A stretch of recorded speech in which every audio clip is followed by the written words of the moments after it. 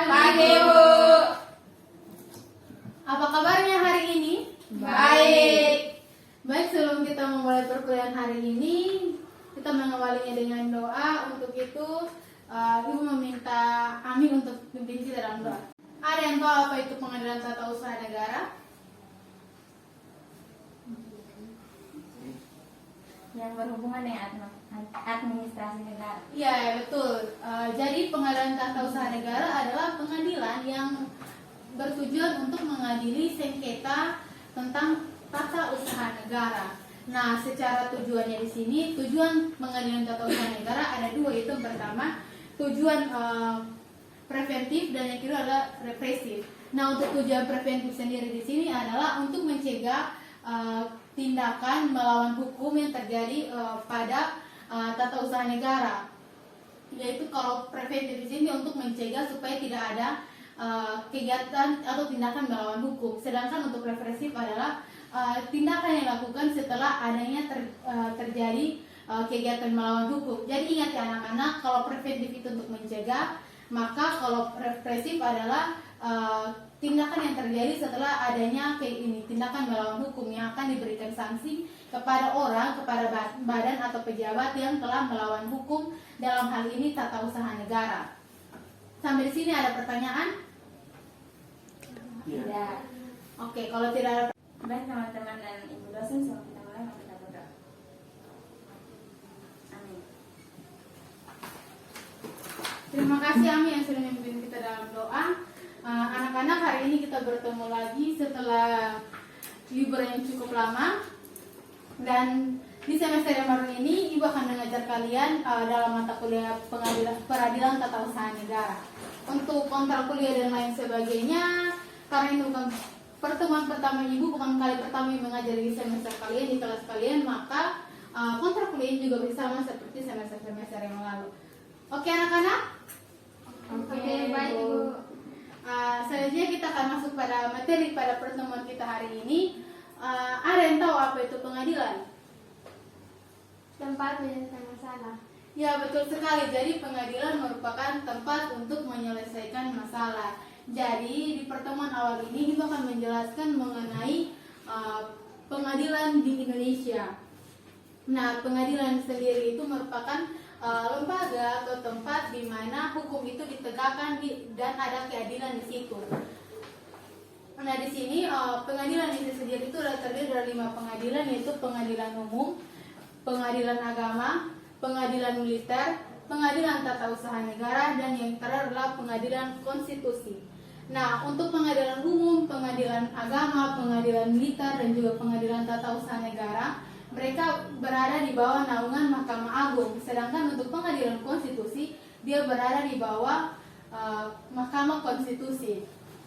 Nah, pengadilan umum sendiri ada dibagi menjadi 3 bagian, yaitu pengadilan tinggi, pengadilan negeri, dan yang terakhir adalah pengadilan khusus.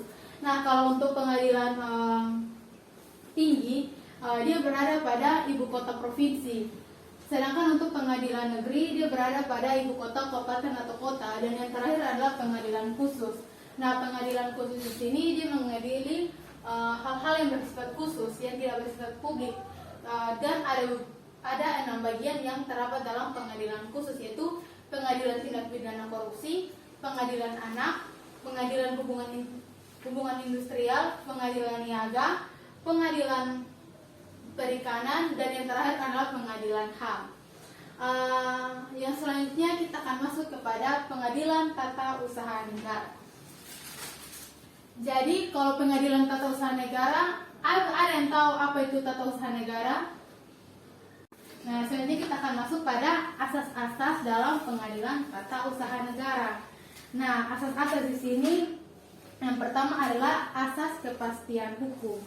Kalau asas kepastian hukum ini dia berlandaskan pada peraturan perundang-undangan. Yang selanjutnya adalah keputusan-keputusan yang diambil itu harus sesuai dengan undang-undang yang berlaku. Karena namanya saja adalah kepastian hukum.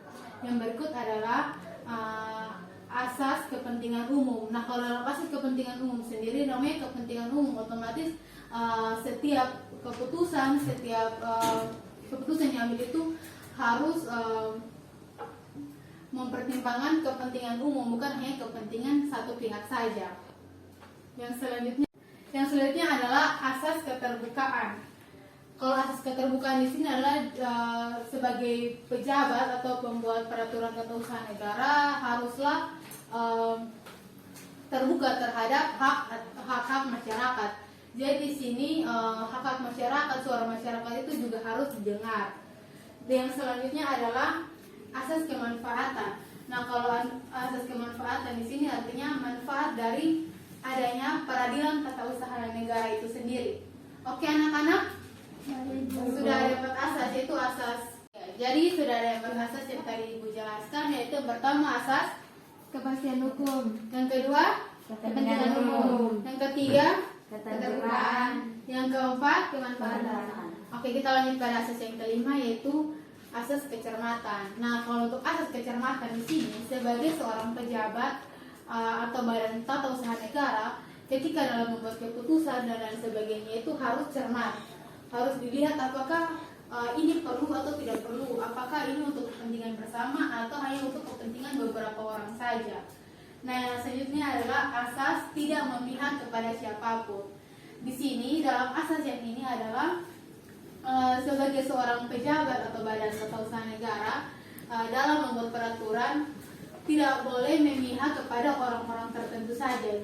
Jadi misalnya seperti mau buat peraturan karena saya dekat dengan Ami, jadi saya membuat peraturan yang menguntungkan Ami saja, sedangkan untuk Nona dan yang lainnya tidak diuntungkan dalam pembuatan keputusan tersebut. Jadi asas tidak berpihak kepada siapapun di sini haruslah dalam pengambilan keputusan tidak berpihak kepada siapapun.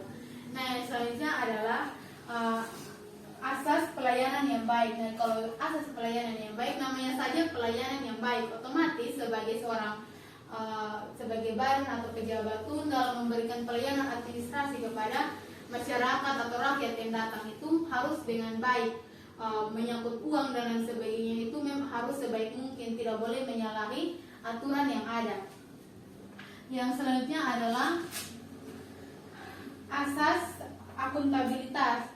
Nah, kalau asas akuntabilitas di sini berarti setiap habis kegiatan dan lain sebagainya itu harus dipertanggungjawabkan kepada masyarakat. Kenapa dipertanggungjawabkan kepada masyarakat?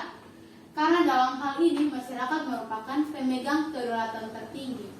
Pernah dengar kan sebagai mahasiswa PPKN pasti tidak asing lagi dengan kalimat kedaulatan berada di tangan rakyat. Atau sudah lupa? Aduh, mahasiswa semester berapa ini lupa dengan materi ini? Ini belum bisa untuk skripsi ini, masih jauh ini. Yang selanjutnya adalah asas tertib penyelenggaraan negara.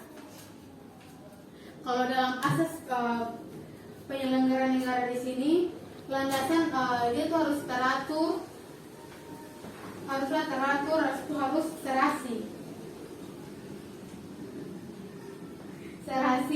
seimbang dalam pengendalian penyelenggaraan negara. Nah, itulah asas tertib penyelenggaraan negara. Kata pertamanya saja tertib, otomatis dalam penyelenggaraan peraturan tata usaha negara pun haruslah tertib secara hukum. Yang selanjutnya adalah asas profesionalitas, yaitu asas yang mengutamakan keahlian dan berlandaskan pada kode etik dan ketentuan peraturan perundang-undangan. Dan yang selanjutnya adalah asas proporsionalitas. Asas proporsionalitas di sini dia itu mengutamakan keseimbangan. Keseimbangan di sini keseimbangan antara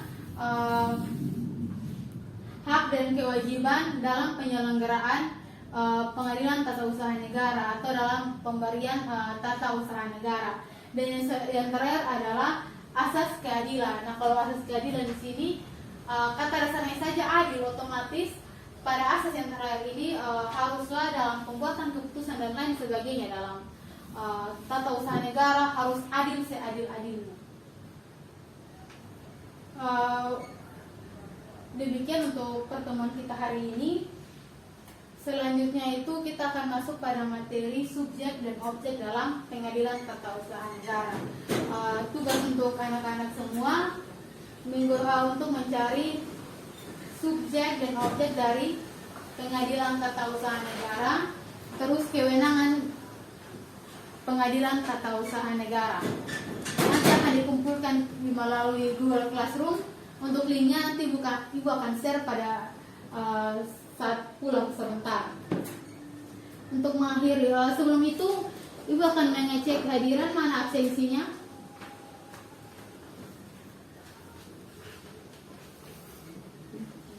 Ica, Hadir Ibu. Ibu cek di sini supaya tahu apakah semuanya hadir atau ada yang titip tanda tangan. Itu kan bukan hal yang baru kalau titip tanda tangan kan. Yuap, Ada Ibu. kenapa tertawa? Ami, oh ya Ami hadir, Ami yang berdoa. Nona, Ada Bu. Iren. Hadir Ibu. Oke, nanti setelah ini Ibu kembalikan absensinya. Karena tadi kita memulainya dengan doa, sebelum kita mengakhiri, mari kita berdoa dan Nona silakan pimpin kita dalam doa.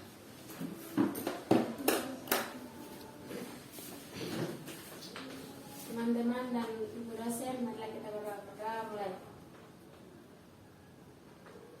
Berdoa selesai.